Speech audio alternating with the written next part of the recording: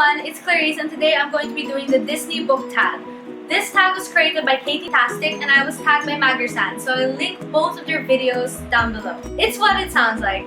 It's a tag that takes these Disney movies and connects them to book-related questions. The Little Mermaid, a character who is out of their element, a fish out of water. September, from The Girl Who Circumnavigated Fairyland in a Ship of Her Own Making by Catherine M. Valente. Obviously, she's a regular girl who in the very start of the book just randomly gets brought to Fairyland. Fairyland is a really crazy and quirky and magical place. Obviously very different from the real world, which September had originally come from. Cinderella, a character who goes through a major transformation. Noah and Jude from I'll Give You the Sun by Jandy Nelson.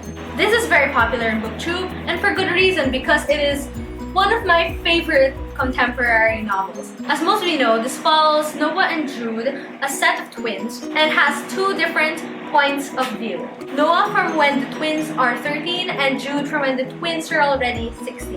And the difference between the situation and personality of the twins when they are 13 and 16 is crazy. When they're 13, Noah is kind of an outcast. He's gay, so he's having a lot of time dealing with that. Jude, on the other hand, is kind of a really popular girl. But when they're 16, Noah's the one that's popular. He's gone completely straight.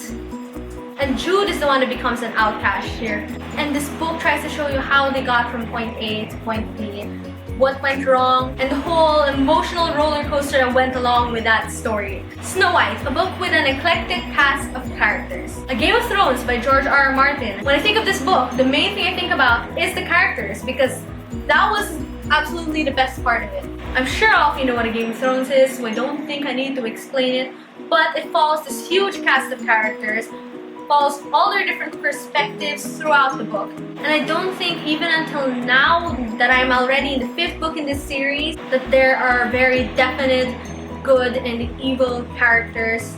Some of them, sure, but most of them are still kind of ambiguous. I remember reading this first book and just going back and forth on which characters I hated, which characters were my favorite, and which ones I was kind of indifferent about. Just constantly changing my opinions on every single one of these characters, which is kind of insane. Sleeping Beauty, a book that puts you to sleep. Speaking of Song of Ice and Fire by George R. R. Martin, I think for this question I have to say A Dance with Dragons. The 5th book, which I am currently reading. I'm not even finding it super boring, but I really couldn't think of a book that fit this question perfectly. And while A Dance with Dragons isn't necessarily boring me to sleep all the time, I'm definitely not finding myself as excited to continue reading this book chapter after chapter as I was the other books, which is why I'm going through it so slowly and only reading about a chapter a day or something like that. The Lion King, a character who had something traumatic happen to him in childhood. The Graveyard Book by Neil Gaiman. Literally at the very start of this book, a mother and a father had just been killed. At the very beginning. And this mother and father are the parents of the then infant main character, Nobody. Yes, throughout the book, he literally goes by the name Nobody. But even though it starts really dark and has its dark moments, it's just a really magical book that for me brought me back to childhood, even though it had nothing to do with my childhood.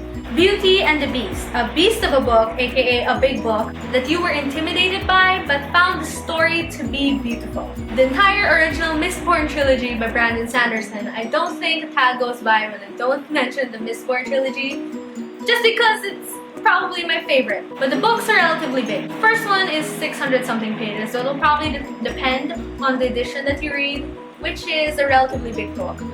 The second one is longer, I think it's almost 800, and the third one is somewhere in between. The series is just amazing. I don't think I need to tell you more about it or try to convince you to read it in every single tag video, but you should definitely read this series. It's amazing. Aladdin, a character who gets his or her wish granted for better or for worse. David from The Sculptor.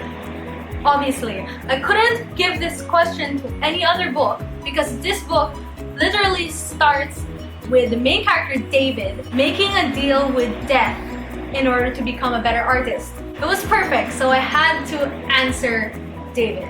Mulan, a character who pretends to be someone or something that they're not. For this, since I've been in this crazy comic book phase recently, I'm going to answer the parents from the Runaway series by Brian K. Vaughan. The main premise of this comic book series is that it follows this group of children whose parents all meet together once a year. But eventually they witness something that makes them realize that their parents are probably supervillains. I know, people pretending to be something they're not, superheroes, kind of a cop-out, but it's kind of perfect, so why not? Toy Story, a book with characters who you wish would come to life.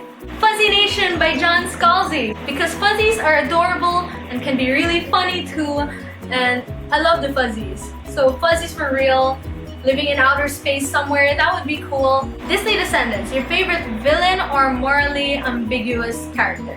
There are a few people I could mention. I almost mentioned Joe from You by Carolyn Kepnes. I also almost mentioned Victor from Vicious, which I read relatively recently, but again, comic book phase, I have to say Deadpool. Because Deadpool's kind of an anti-hero.